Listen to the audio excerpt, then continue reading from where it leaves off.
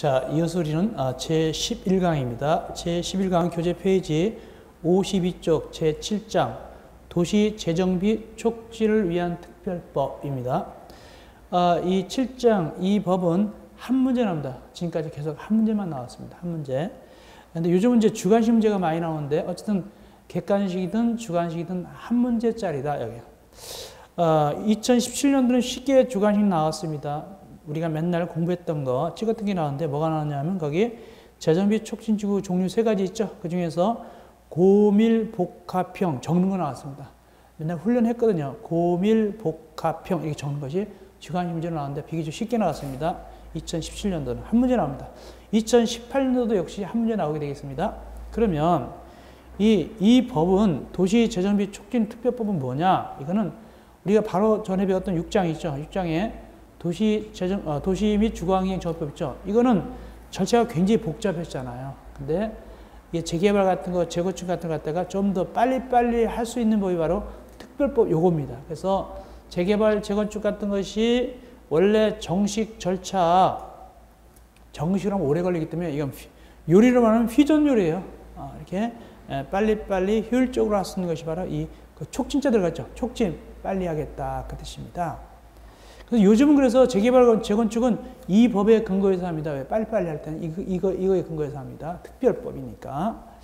그래서 읽어볼게요. 재정비 촉진지구가 몇 개 있나? 3개 있다. 이건 항상 중요하다고 했어요. 재정비 촉진지구는 3개 있다. 주거지형, 중심지형, 고밀복합형 이 3가지가 있습니다. 그리고 이 뜻도 알아야 되고 적을 줄도 알아야 된다고 맨날 얘기했어요. 예를 들어서 노후불량택과 건축물이 밀집한 지역으로서 주로 주거 개성의 개선과 기반시설의 정비가 필요한 지구다. 그럼 뭐냐면 주거지형 지구, 주거지형 이런 식으로 적어야 된단 말이죠. 적을 줄 알아야 된다고 했습니다. 중심지형도 마찬가지고 고밀복합형도 마찬가지고 맨날 강조했는데 나와버렸고 한 문제 여기서 나왔는데 그 면적도 봐야 돼요. 이 법에 있어서는 넓은 지역입니다. 그렇기 때문에 거기 용어죠 읽어보면 알겠지만 이렇게 돼 있죠. 기반시설의 확충 및 도시 기능의 회복을 광역적으로 계획하고 광역적, 넓은 겁니다. 넓은 지역입니다. 광역적으로 계획하고 그 다음에 체계적이고 효율적으로 빨리빨리 한다는 얘기입니다. 효율적으로 이렇게 나오죠. 광역, 넓은 지역, 효율적, 촉진 이런 뜻입니다. 그래가지고 거기 주거지역은 면적이 얼마냐? 크기가 50만 제곱미터 이상. 광역이니까 넓으니까 50만 제곱미터 이상이고 중심지역은 20만 제곱미터 이상이고 고밀복합형은 10만 제곱미터 이상인데 다만 주거지역과 중심지역은 그 면적을 완화시킬 수 있다. 즉 줄일 수가 있어요. 주거지역 50만 제곱미터 이상, 중심지역 20만 제곱미터 이상인데 이걸 갖다가 면적을 줄일 수 있다. 얼마까지 줄일 수 있냐? 밑에 그 화살표 같은 게 있지만 얼마냐면 4분의 1 또는 2분의 1까지 완화할 수 있습니다. 2분의 1 또는 4분의 1까지 줄일 수 있다, 완화할 수 있다 그 뜻입니다. 근데 어떤 거는 못 줄이냐, 완화가 안 되냐? 고밀복합형은 완화가 안 됩니다. 무엇과 무엇만 완화한다고요? 주거지역과 중심지역만 완화한다. 그 내용이 바로 밑에 화살 표시에 있는 거 거기에 나오는 얘기입니다. 다음, 재정비 촉진 사업. 자, 재정비 촉진 구역 내에서 이루어지는 사업이 재정비 촉진 사업입니다. 지금까지 시험제가 재정비 촉진 사업 종류가 제일 많이 나왔습니다.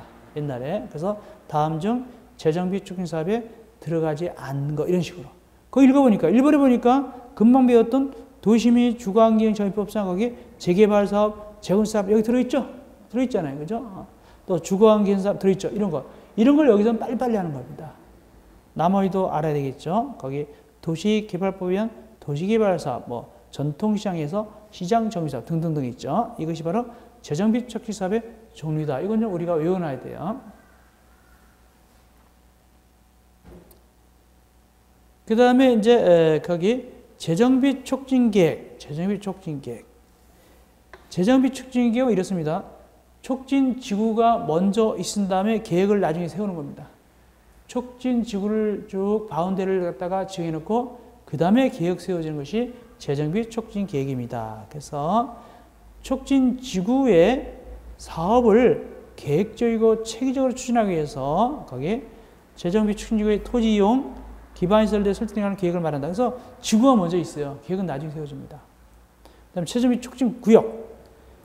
재정비 촉진 구역은 재정비 촉진 사업이 2번에 있는 괄호 2번에 있는 재정비 촉진 사업이 이루어지고 있는 바운더리 영역이 바로 재정비 촉진 구역입니다. 그러니까 재정비 촉진 구역 안에서 재정비 촉진 사업이 이루어지는 거예요.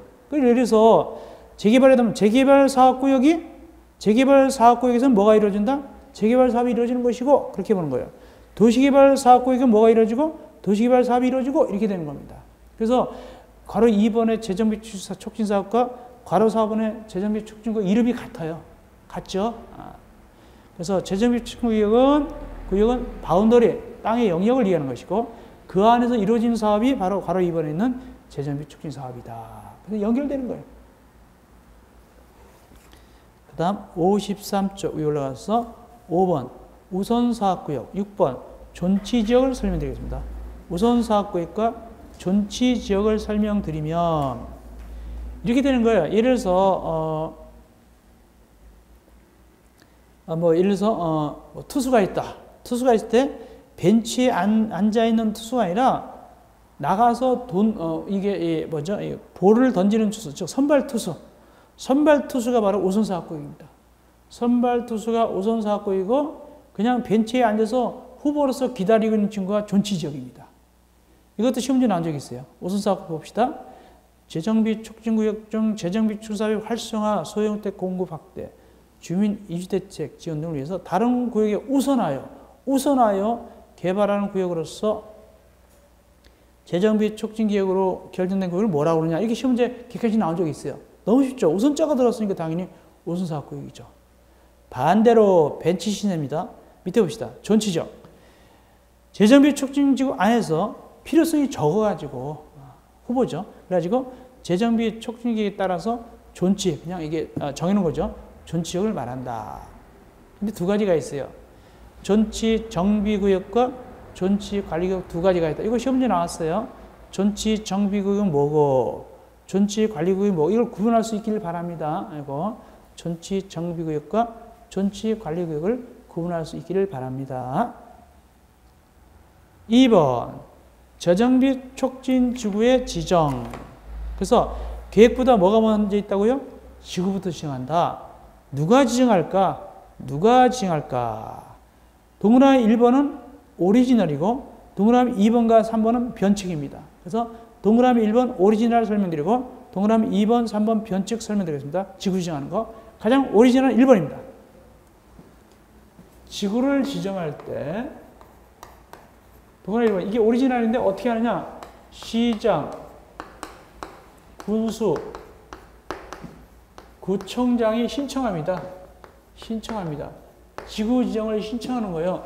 누구한테 지정해 주세요라고 신청합니까? 거기 읽어보니까 특별시장, 광역시장, 도지사한테 이렇게 신청해요. 이게 오리지널입니다. 그게 시장, 군수, 구청장이 특별시장, 광역시장, 도지사한테 우리 지역 좀 지구를 지정해 주세요라고 신청한다. 이거 오리지널입니다. 읽어볼까요? 거기 시장, 군수, 구청장이 신청해서 지정한다. 즉 시장, 군수, 구청장은 누구한테? 특별시장, 광역시장, 도의사에게 재정비 촉진지구 지정을 신청할 수 있다. 이렇게 지정하는 거예요. 근데 주의할 게 있어요. 여기 하나 주의할 게 있다. 뭐냐면 괄호 내용 이겁니다. 요 시장. 요 시장이 말이죠. 요 시장을 가만히 보니까 두 가지가 있어요. 일반 시장이 있고 또 하나 무슨 시장이 나오냐면 거기 대도시 시장이 등장합니다. 일반 시장과 대도시 시장이 등장한다.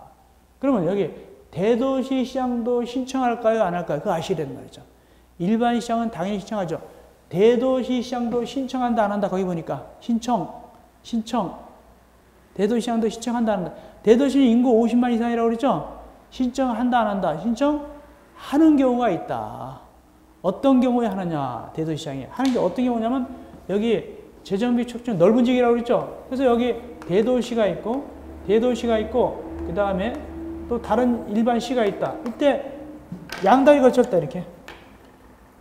이게 걸쳐서, 이게 걸치면 여기 일반시하고 대도시하고 걸쳤잖아요. 이렇게 걸칠 때는 대도시장도 어떻게 한다?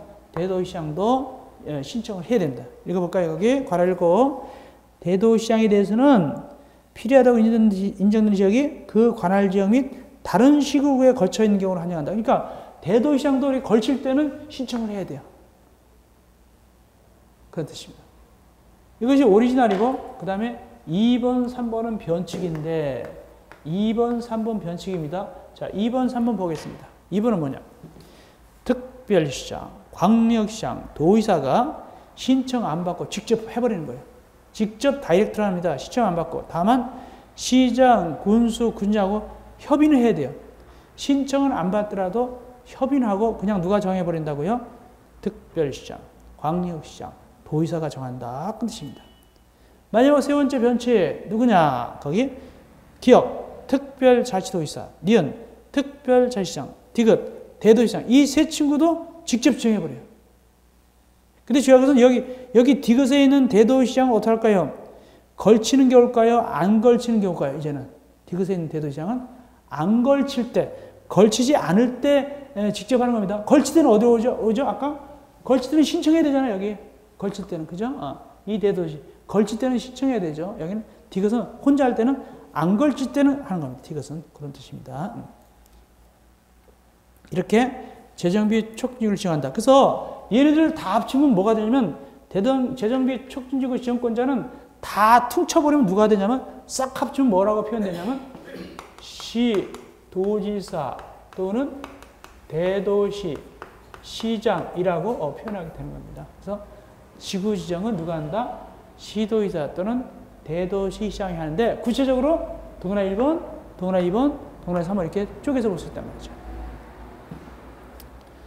그 다음 밑에 가로 2번입니다. 재정비 촉진지구 지정 효력 상실. 이건 뭔 소리냐?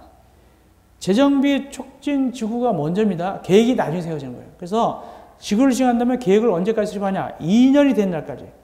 2년이 되는 날까지 계획이 결정돼야 되는데, 만약에 그렇게 결정되지 않으면 2년이 된 다음 날에 재정비 촉진지구 효력이 없어져 버려요. 상실돼 버려요. 재정비 촉진지구가 먼저고 나중에 계획이 세워지는데, 지구 지정했으면 2년이 된 날까지 계획이 세워져야 돼요. 결정돼야 돼요. 만약에 그리하지 않으면 2년이 된 다음 날 재정비 촉진지구 효력이 상실됩니다. 다만 연장을 해줘요. 얼마? 1년 범위에서 연장할 수 있다. 그 다음에 동그라미 2번. 재정비 촉진지구 지정이 해지되면 결정 효력도 상실된 걸로 본다. 이게 무슨 소리냐면, 여러분들 지구 지정이 먼저예요? 계획이 먼저예요? 지구가 먼저죠? 근데 지구 바탕이 없어졌단 말이죠. 바탕이 없어지면 그 위에 있는 건물도 무너지겠죠. 그러니까 계획도 효력이 상실된 걸로 본단 말이죠. 그런 얘기입니다. 지구 지정이 해제되면 계획도 상실된 걸로 본다. 자, 여기까지 우리가 7장 기초과정을 해드렸습니다. 해드렸고요. 한 문제 나옵니다. 이어서 54쪽 가서 8장 수방기본법입니다. 수방기본법은 보통 두 문제 나옵니다. 두 문제 나옵니다. 그 중에서 가장 중요한 걸 제가 넣어놓은 겁니다. 첫째, 용어정의. 용어정의는 많이 나왔으니까 알아야 되겠죠? 용어정의 들어가면 수방대상물. 수방대상물은 불을 꺼야 되는 대상물입니다. 건축물, 차량, 선박, 건조 구조물, 산림, 그 밖에 인공 구조물 또는 물건을 말한다. 자, 만약에 산불 났다. 산불 났으면 이건 수방 대상물입니까? 아닙니까? 산불? 수방 대상물이다. 네. 고속도로에서 차가 달리다가 불났다. 대상일까 아닐까요? 대상이죠. 그럼 요번에 창원인가 어디 터널 입구에서 차에서 그냥 폭발해버렸다. 대상이다, 아니다? 대상이죠. 대상이죠. 근데 괄호 열고 주의하셔야 돼요. 선박은요, 항구 안에 메어둔 선박만 이 법의 대상입니다. 그래서 시험지에 나온 적이 있어요. 항해 중인 선박. 항해 중인 선박은 이 법상의 대상이 아닙니다. 항해 중인 건 메어둔 것만.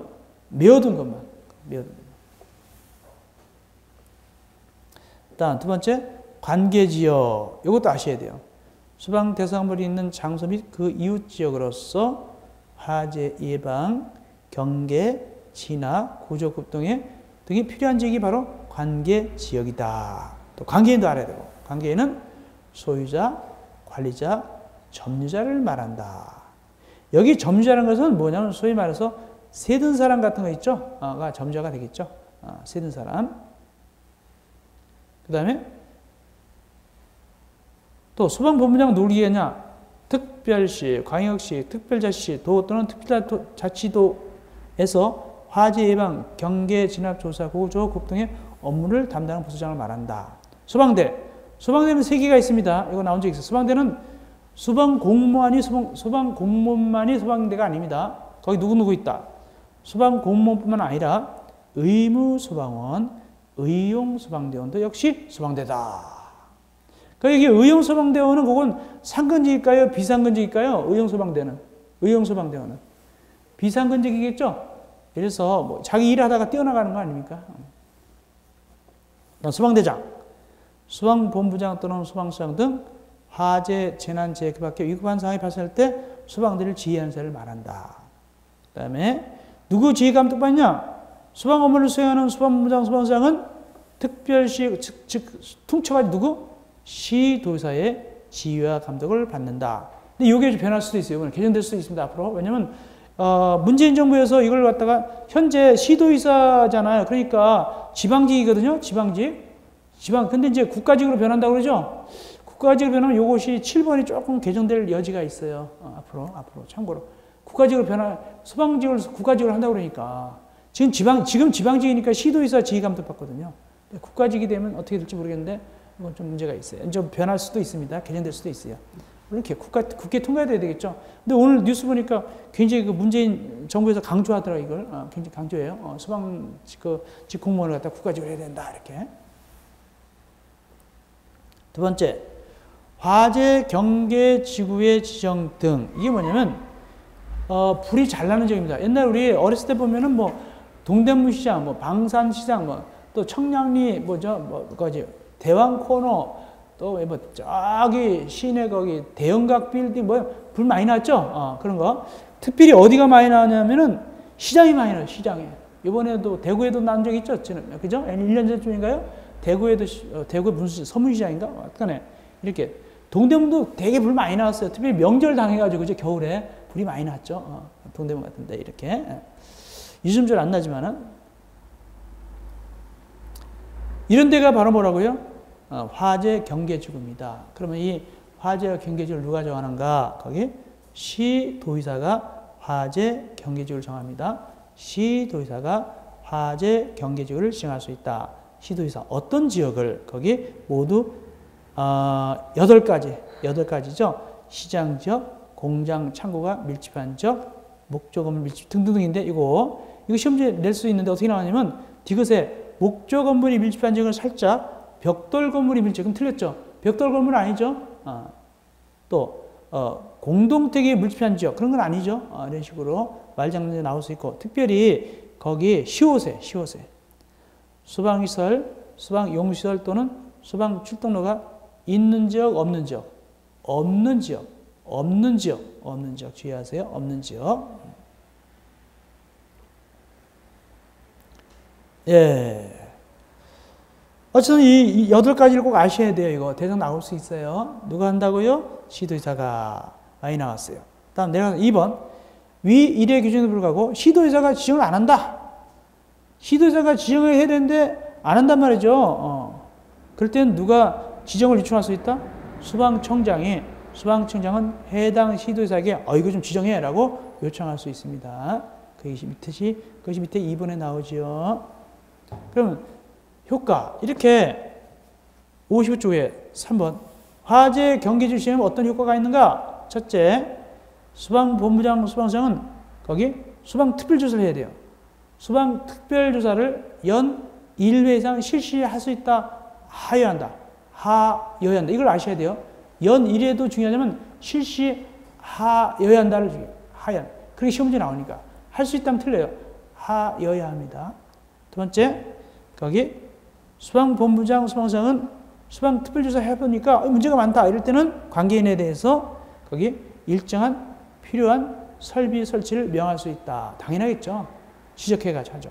세 번째, 수방본부장, 수방서장은 관계인에 대해서 수방상 필요한 훈련 및 교육을 연 1회 이상, 요거는 교육훈련은 관계인에 대해서 실시하여야 한다. 할 수 있다. 실시할 수 있다. 하여야 한다가 아니라 할 수 있답니다. 주의하세요. 이거. 네 번째, 리을. 이렇게 교육하려고 그러면 며칠 전에 알려준다? 열흘 전, 10일 전까지 통보하여야 한다. 마지막 다섯 번째, 이 수방특별조사 하려고 하는데 막 거부하거나 무슨 방해한다. 그럼 어떠냐? 100만 원 이하의 벌금에 처합니다. 100만 원 이하의 벌금. 이건 벌금은 정가 오르는 거예요. 과태료는 안 올라도 벌금은 정가 오릅니다. 물론 벌금은 반드시 어디 통한다? 법원을 통하도록 되어 있어요. 법관을 통하도록 되어 있습니다. 벌금은. 이어서 4번 화재 오인지역 신고. 비슷한데요. 시장 같은 데서 불을 피우다가 연막탄 터뜨리면 불난 줄 알고 소방차가 출동할 거 아닙니까? 그래서 미리 불 피우거나 연막탄 터뜨릴 때는 어떻게 한다? 거기 미리 신고하란 말이죠.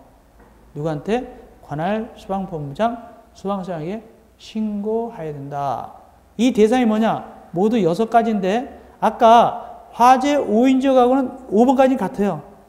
미음까지는 같아요. 미음까지는 같습니다. 그러면 나머지 비읍, 시옷, 이응이 다른데 특별히 비읍, 시옷은 없어요.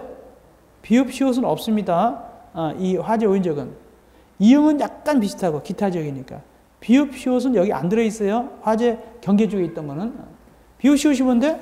산업단지하고 수방 출동은 없는 지역 있죠? 이건 여기 없어요. 그걸 좀 비교할 줄 알아야 돼. 그래서 화재 5인지역 대상하고 화재 경계지구 대상은 5가지는 겹쳐요. 똑같아요. 근데 나머지 3개가 특별히 2개는 완전히 없다. 마지막 거는 좀 비슷하다 보고 뭐 기타 지역이니까 이렇게 보시면 되겠습니다. 여기서 우리가 두 문제를 위해서 우리가 기초과정을 해드렸습니다. 특별히 용어정의 있죠? 용어정의도 많이 나온 편이에요. 그래도 화재 경계지구가 제일 많이 관련돼서 나왔고요. 이어서 우리 56쪽 가시겠습니다. 제9장 화재 예방 수방시설 설치 유지 및 안전관리에 관한 법률. 이거는 금방 배웠던 8장에 배웠던 수방기본법하고요. 수방기본법하고 뭐냐면 사촌관이에요. 사촌관입니다. 관련돼요. 그래서 관계인 그러면 여기서도 똑같은 관계인 용어를 써요. 소방특별조사하면 여기서 똑같은 용어를 쓰고 사촌관이니까. 원래 이 8장하고 9장은 둘 다 한 법이었어요. 옛날에는 소방법 그랬어요. 소방법이 8장에 있는 소방기본법, 9장에 있는 화재예방 이 법으로 둘을 갈라진 거예요. 원래는 한 통속이었는데. 자, 요거정의는 항상 중요하죠. 근데 이 9장은 말이죠. 8장보다 좀 더 시험 문제 풀기가 어려워요. 양도 많고 굉장히 어렵습니다. 그래서 그 중에서도 가장 기본적으로 넣어놨는데 보겠습니다. 자, 용어정의는 반드시 아셔야 되겠죠? 자, 용어정의 보겠습니다. 용어정의입니다. 1번.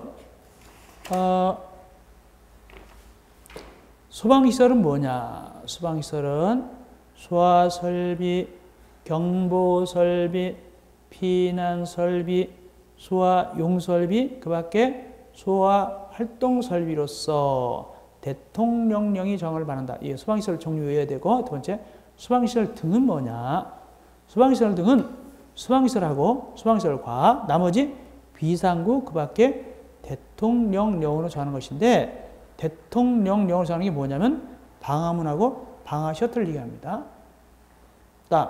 특정 소방 대상물. 소방시설을 설치해야 되는 겁니다. 소방시설을 설치해야 되는 소방 대상물이 바로 특정 소방 대상물인데 그 종류가 원래는 굉장히 많아요. 원래 법 어문에 보면 한 3페이지, 4페이지 됩니다. 그 중에서 시험 문제 잘 나오는 거 꼭 알아야 될 걸 거기 넣어놨습니다. 뭐냐면 그 중에서 여기 공동택에 대해서 넣어놨습니다. 자, 공동택은 특정 소방 대상물인데 그 중에서 공동택이 모두가 아닙니다. 칠판 보실까요? 원래 건축법상 공동택은 몇 가지가 있냐면 건축법상 공동택입니다. 아파트, 두 번째 연립주택, 세 번째, 다세대 주택. 네 번째, 기숙사. 이것이 바로 뭐다? 건축법상 공동택입니다. 근데 여기 이 법에 있어서 이 법의 특정 수방 대상물이 되는 공동택은 뭐만 해당하냐면 거기 보니까 아파트하고 기숙사만 해당하고 연립도하고 다세대는 해당 안 됩니다. 이거 시험지 나온단 말이죠. 그래서 이 법에 있어서 특정 수방 대상물에 해당하는 공동택은 아파트하고 기숙사만 들어가지 연립이나 다세대는 아니다는 사실. 근데 중요한 게 뭐냐면, 웃기는 게 뭐냐면, 우리가 보통 건축법 아파트 그랬잖아요. 근데 이 법에서는 아파트라고 하지 않고 여기다 등자라는 거 집어넣었어요. 아파트 등 그려놨어요. 그래서 할 수 없이 저도 거기 아파트 등 해놨습니다. 마음대로 넣은 것이 아니라 법이 그러니까 할 수 없이 아파트 등 넣는 거예요. 어쨌든 중요한 사실은 연립주택과 다세대주택은 들어간다, 안 들어간다? 안 들어간다. 그리고 또 특정 수방 대상물에서는 원초적으로 뭐는 안 들어가냐? 단독택은 안 들어가요. 왜냐하면 공동에 있어서도 연립이나 다세대는 안 들어가거든요. 단독은 더더욱 안 들어갑니다. 단독은 애초부터 안 들어가요. 공동도 뭐만 되고 아파트 등과 기숙사만 되는 것이고 그렇게 하시면 됩니다. 그래서 이 단독택은 말이죠. 수방시설 안 하기 때문에 뭘 하냐면 단독경보용 감지기 같은 거 있죠. 또는 뭐 소화기 같은 거 있죠. 이걸 갖고 있도록 돼 있어요. 단독택 같은 건 소화기 같은 거 단독경보용 경보기 같은 거 있습니다. 그런 걸 설치하도록 돼 있습니다. 이어서 수방용품입니다. 수방용품은 수방시설 등을 구성하거나 수방용으로 사용되는 제품 또는 기기로서 대통령으로 자는 것을 말한다. 그 다음에 이제 가장 유력한 걸 넣어놨는데 뭐냐면 수방안전관리자. 소위 말해서 옛날 말로 뭐냐면 방화관리자. 옛날에 그 방화관리 교육을 받으면 수첩을 줬어요. 이렇게 자기적 수첩. 지금은 뭐라고 그러냐. 이렇게 됩니다. 그래서 여러분들이 만약에 아파트를 관리한다 그러면은 당연히 이거 수방안전관리자 교육을 받아요. 받아가지고 자격증을 갖고 있게 됩니다. 근데 전에는 뭐라고 그러냐면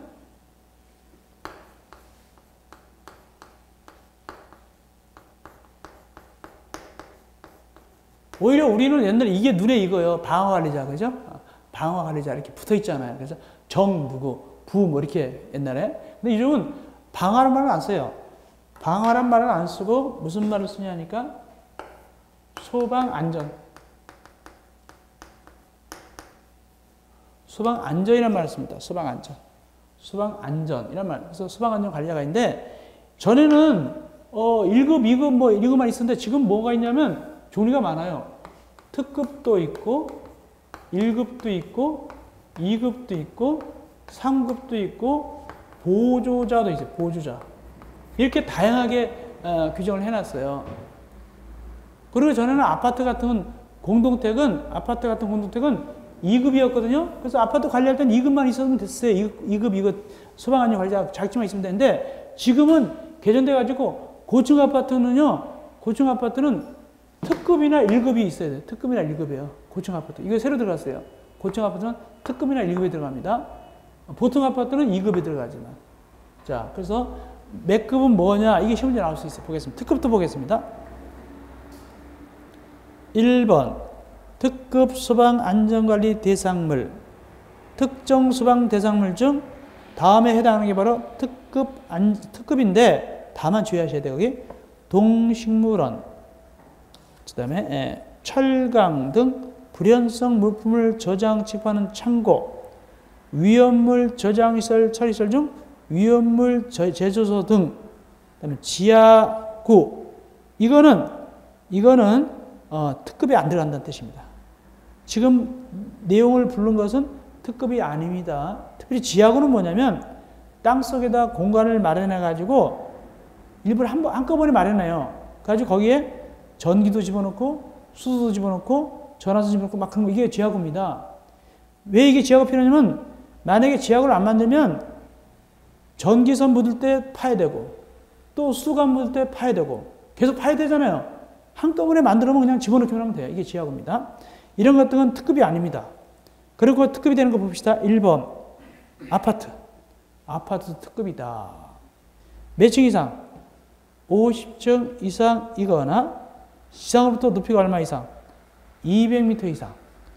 50층 이상이거나 시상으로부터 높이가 200m 이상일 때는 특급입니다. 근데 주의할 것은 이 아파트 할 때 50층은 지하층을 포함한다, 빼고 얘기한다. 거기 보니까.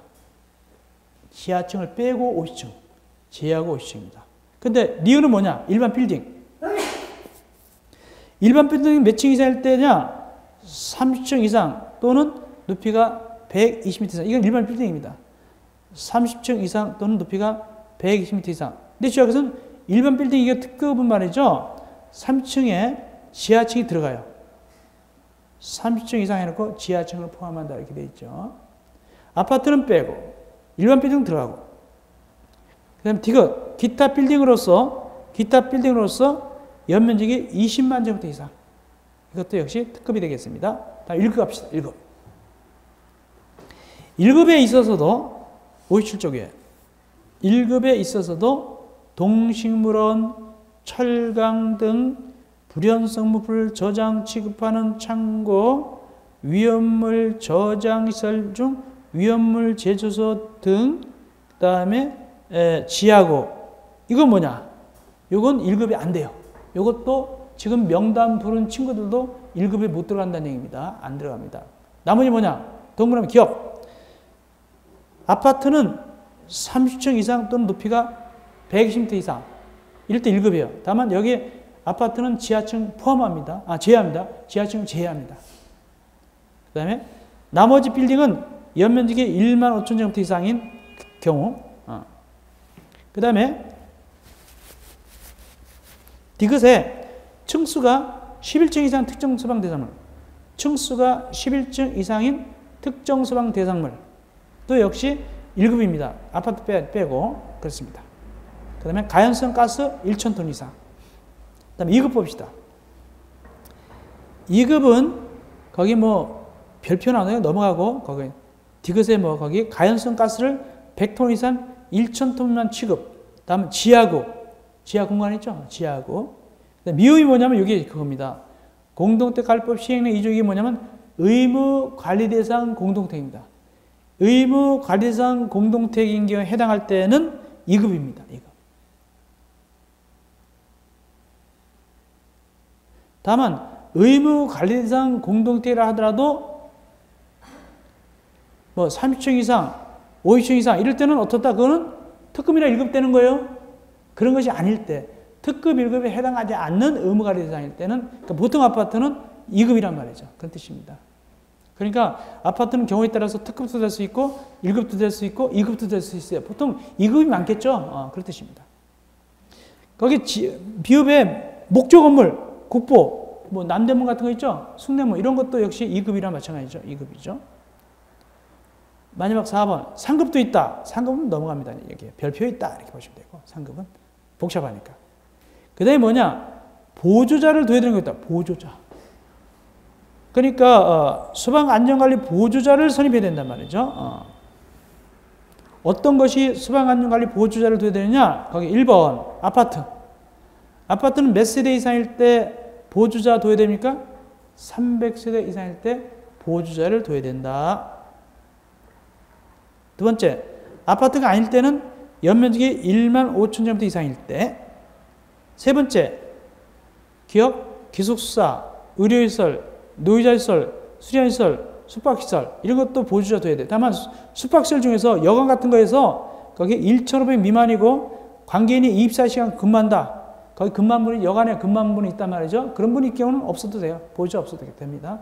24시간 있는 거기 여관 지키고 있는 사람이 있으면은. 그리고 여관이 작으면 1,500 미만이면 그런 뜻입니다.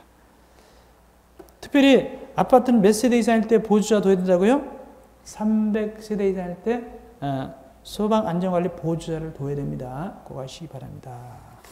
예.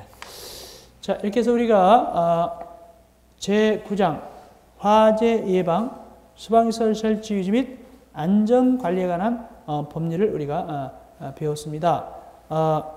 몇 문제 나오냐면 2문제 정도 나옵니다. 2문제 정도가 나오게 되겠습니다.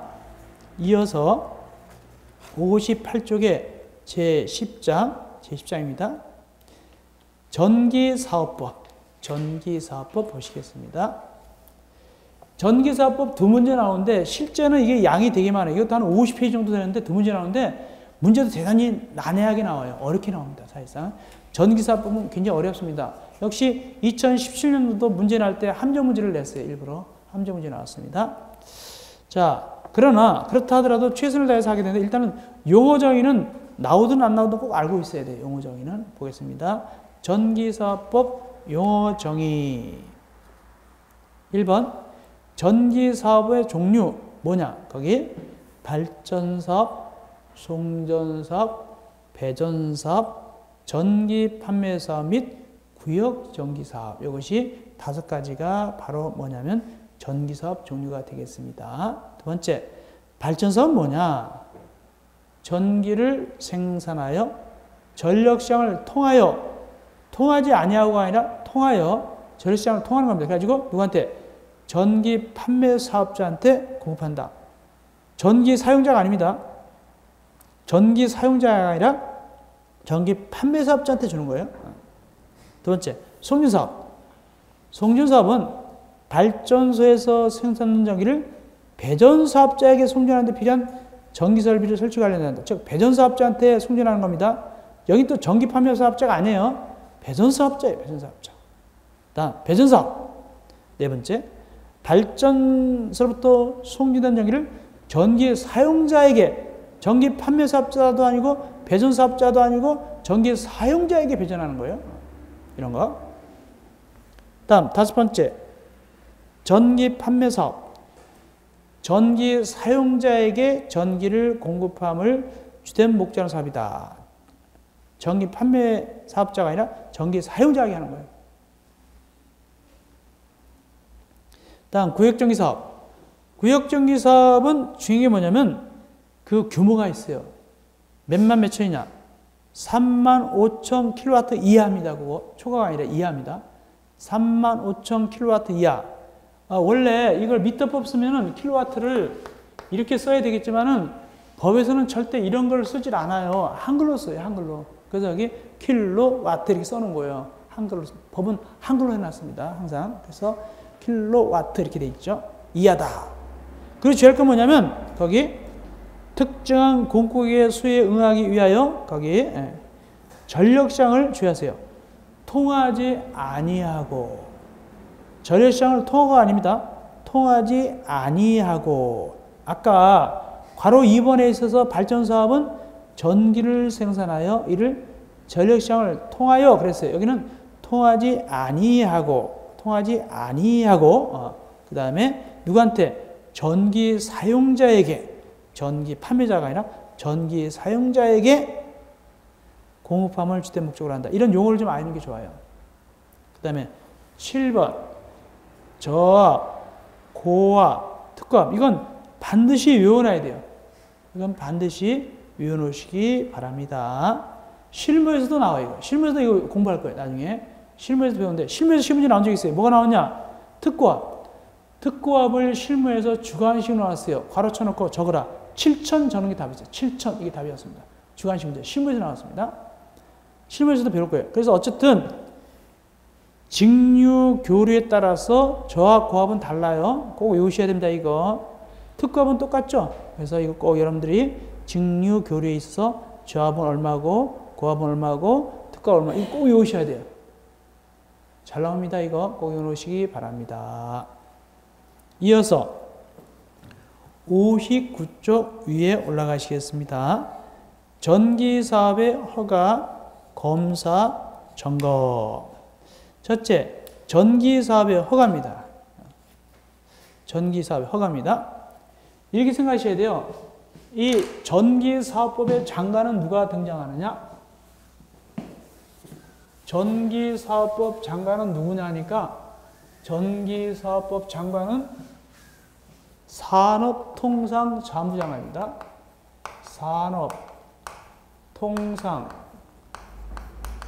산업통상자원부 장관이다. 그래서 이 전기사업 최초는 뭐 받냐면, 최초는 얘한테 가서 허가 받습니다. 그래서 처음은 뭐 받는다고요?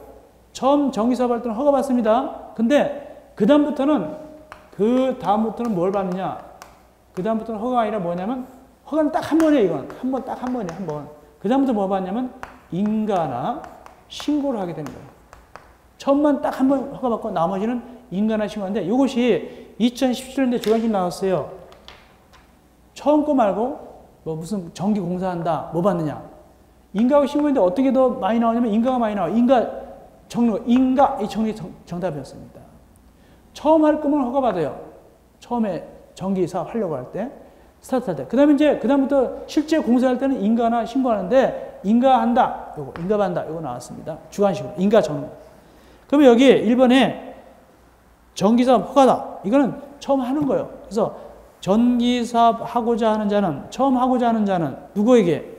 산업통상자원부장관 허가를 받아야 된다. 허가 받죠. 근데 이제 허가 받은 다음부터 이제 공사할 거 아닙니까? 그때는 인가나 신고하는 거예요. 인가가 나왔단 말이죠. 그런데 허가 내줄 때, 동그라미 2번입니다. 허가 내줄 때 동일인에게는 두 종류 이상의 전기사업을 허가할 수 없다. 하나만 되는 게 원칙이야. 근데 예외적으로, 예외, 2개 이상 내주는 경우도 있긴 있어요. 거기 배전사업과 전기 판매 사업을 겸업할 때, 도서지역에서 전기 사업을 할 때, 세 번째, 집단 에너지 사업자가 전기 판매 사업을 겸업할 때, 이 세 가지는 두 종류 이상에서 내줄 수 있습니다. 원래는 안 되는데, 그런 뜻입니다. 그것도 시험에 나눠져 있고, 그 다음에 괄호 2번 검사, 괄호 3번 점검을 설명드리면, 이 전기사업법에 있어서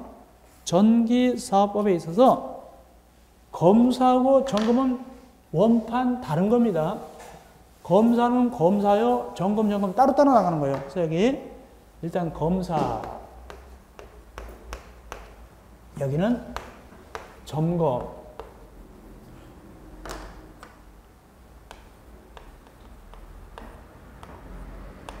검사하고 점검은 다릅니다. 거기 검사는 대상이고 다 달라요. 검사는 뭐냐? 검사는 세 가지가 있어요. 제일 먼저 사용 전 검사, 그 다음에 임시 사용, 그 다음에 정기 검사, 이렇게 있을 겁니다. 이렇게. 그 다음에